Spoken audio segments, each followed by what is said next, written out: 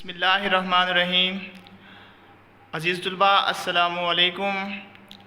عزیز طلباء، مجھے امید ہے آپ سب خیریت سے ہوں گے۔ اللہ پاک آپ کو ہمیشہ سلامت رکھے۔ تو آج کا ہمارا لیکچر نمبر ہے 21، جس میں آج ہم پڑھیں گے فعل ماضی کی اقسام کے بارے میں۔ پچھلے لیکچر میں ہم نے فعل ماضی کی پہلی 3 اقسام کے بارے میں پڑھا تھا۔ آج ہم مزید اس کی جو آگے 3 اقسام ہیں ان کے بارے میں پڑھیں گے۔ تو آئیے دیکھتے ہیں۔ سب سے پہلے فعل ماضی کی جو قسم ہے وہ ہے ماضی استمراری۔ ماضی استمراری کیا ہے؟ ماضی استمراری وہ فعل ہے جو گزرے ہوئے زمانے میں کام کے بار بار ہونے یا جاری رہنے کو ظاہر کرے۔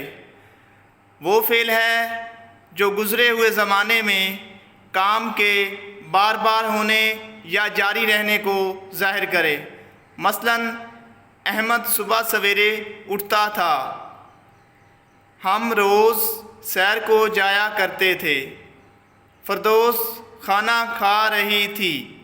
تو ان مثالوں میں اٹھتا تھا، جایا کرتے تھے اور کھا رہی تھی ماضی استمراری ہیں۔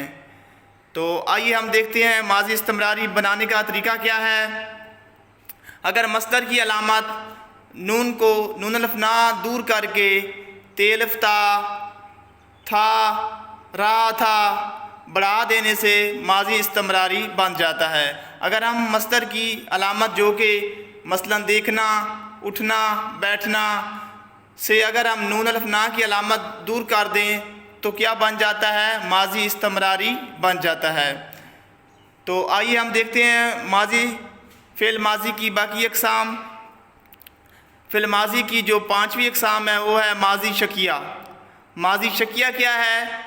ماضی شکیہ وہ فعل ہے جس میں گزرا ہوا زمانہ شک کے ساتھ پایا جائے، جس میں کوئی بھی شخص ظاہر ہو اسے کیا کہتے ہیں؟ ماضی شکیہ کہتے ہیں۔ مثلاً اسلم نے چاند دیکھا ہوگا، اس میں شک پایا جا رہا ہے کہ دیکھا ہوگا۔ اسی طرح ہے خالدہ نے نماز پڑھی ہوگی۔ اسی طرح دیکھیں طاہر مسجد میں گیا ہوگا۔ تو اس میں شک کی علامت پائی جا رہی ہے تو اسے کہتے ہیں ماضی شکیہ۔ تو اس کا بنانے کا طریقہ جو ہے وہ ہم دیکھتے ہیں۔ اس کا بنانے کا طریقہ کیا ہے؟ مصدر سے ماضی مطلق بنا کر اس کے آخر میں ہوگا بڑھا دیتے ہیں تو کیا بن جاتا ہے؟ یہ ماضی شکیہ بن جاتا ہے۔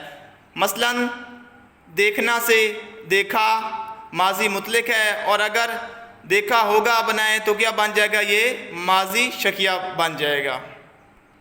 تو آئیے ہم دیکھتے ہیں فعل ماضی کی آخری قسم جس میں ہے ماضی تمنائی یا شرطی، جس میں کوئی تمنا یا شرط پائی جائے۔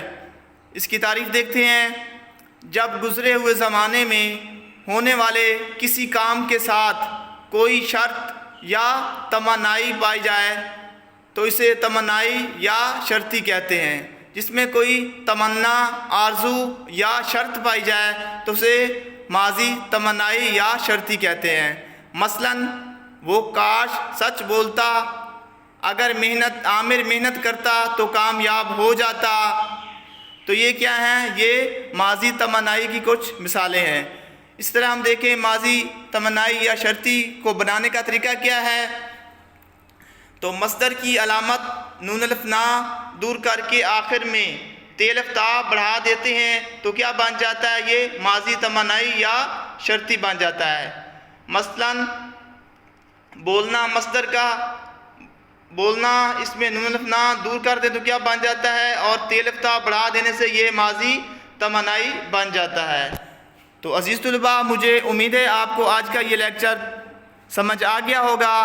تو آپ نے اس ویڈیو کو لائک بھی کرنا ہے، شیئر بھی کرنا ہے اور اس چینل کو سبسکرائب بھی کر دینا ہے تاکہ آنے والی ہر ایک نئی ویڈیو آپ تک بآسانی پہنچ سکے۔ والسلام۔